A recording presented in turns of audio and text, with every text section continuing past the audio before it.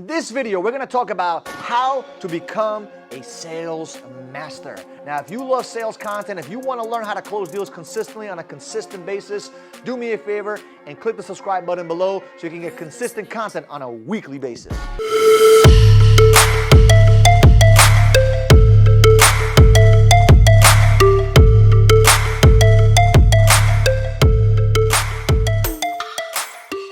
So let's talk about sales mastery, okay? Now, everybody wants to be a master. Everybody wants to be a guru shmuru, like I call it, okay?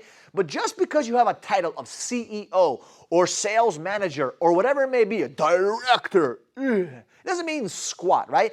When it comes to mastery, right? How do you become a master? What defines a master? Now, what I've learned, mastery comes from constant repetition, and not just repetition, but proper repetition, because just because you practice all the time, that will not make you perfect, right? Because unperfect practice makes you unperfect, right? You want to have perfect practice, right? But over the time, over years, over months, over days, over weeks, what ends up happening is when you do the skill set over and over and over and over and over again, you create something we call mastery. Why? Because you make mistakes, you go through the experience, you get the no's, you get the yeses, you go through the ups, you go through the downs, and you start to figure it out, right? Now, in order to become a master, from what I've learned and what I've heard, is that you need about 10,000 hours to become a master.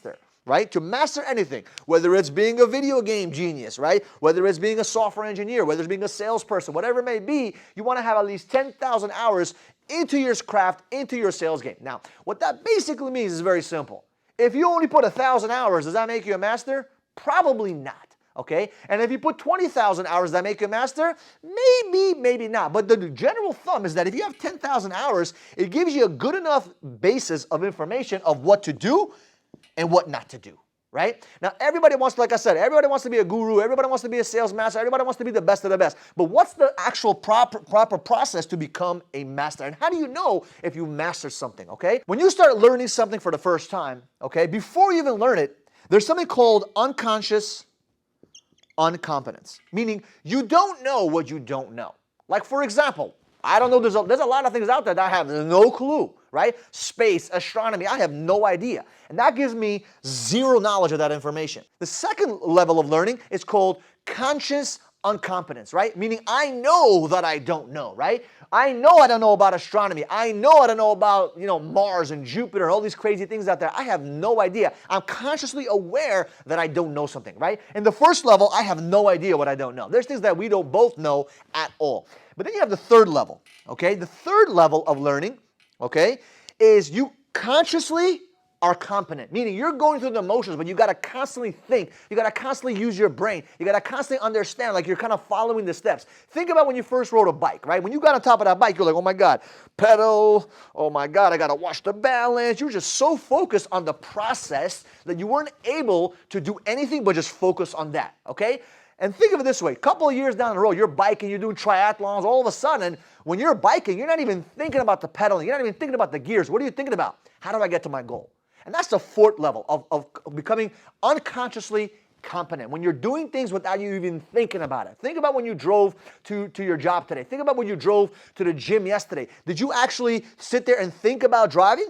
No, you just kind of got in the car and you just you just got to the location, right? Sometimes you even drive, like this happens to me all the time. When I'm driving, I have no idea how I even got there. My brain just automatically went on autopilot and got me to the destination. Why? Because I'm unconsciously competent in that decision, right? I'm unconsciously competent in that activity. And that's what happens when it comes to sales, right? You start off with not knowing squat. You don't know nothing. You're probably watching this video today. It's the first video you ever watched on sales. Maybe you've been in sales for a couple of months. Maybe you're just trying to get your feet wet, but you're not really there to become a master. And what you need to do is create constant repetition, constant action, put in those hours so you can start becoming a true master, so you can get to that level of unconscious competence. Now remember, after you put thousands of hours into your craft, you're going to get to the mastery level, okay? And the mastery level is when you're so unconsciously competent, you know everything about that task, you know everything about it, and now you're duplicating those results into other people. Just because you have a specific subject or specific activity that you're so good at it, if you cannot duplicate yourself into other people, you are not considered a master. So in order to be a master, you have to be able to teach others how to do what you know how to do. If you're really good at what you do, you're unconsciously competent, that is awesome. That is amazing. But if you want to be a master, it's about now duplicating yourself to the next level to help others duplicate themselves, and that's true mastery of sales. So hopefully this made some sense. If you love sales content, if you want to be a master, if you want to learn how to become a great person when it comes to sales, do me a favor, click the little red button. It's a subscribe button so you can get some weekly content thrown at you every single week.